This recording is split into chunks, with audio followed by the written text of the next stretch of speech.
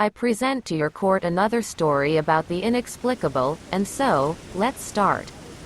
I remembered something half-remembered, but unpleasant. When I remember it, I shudder.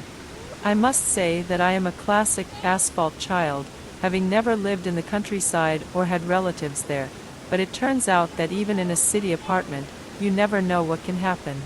So, once upon a time, before I was married, I dated a man who was much older than me. He wasn't the kind of guy you'd want your parents to meet. He was all twitchy and hysterical, the kind of guy who got his hands on a lot of money, which totally blew his mind. But for some reason I was crazy about him.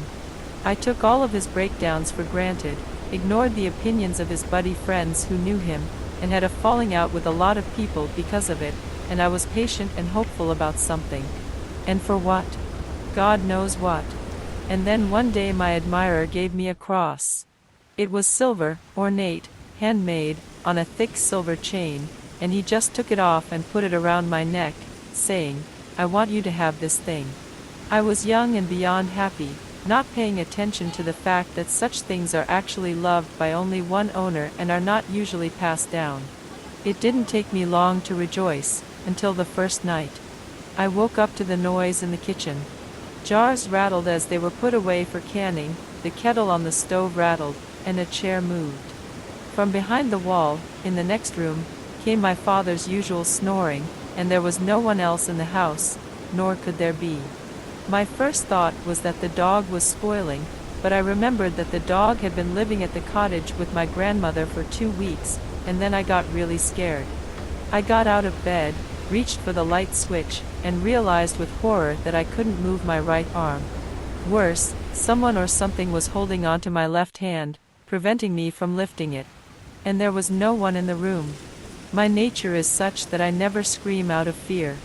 I can lose my voice for a while if I'm completely shocked, and that's exactly what happened at that moment.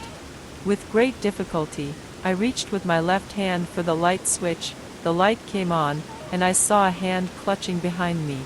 Do you know what it was? Somehow my right hand was behind my back and it was tightly around my left arm, closer to my shoulder. I later tried to do it again, but it didn't work. I could reach it with my fingertips if I tried very hard, but I couldn't grab it with my whole hand. I had to be a gutter girl, that's for sure. I started swearing and yelling. The noise in the kitchen stopped immediately, and a sleepy father with the same eyes appeared on the threshold of the room. In our house, the word fool was considered indecent, and here was such a tirade. He and I went into the kitchen together. There were jars scattered across the floor, but none were broken, and the chairs were scattered in the corners for some reason. The outline of a gift chain with a cross was clearly imprinted on my neck and chest, and it stung unbearably.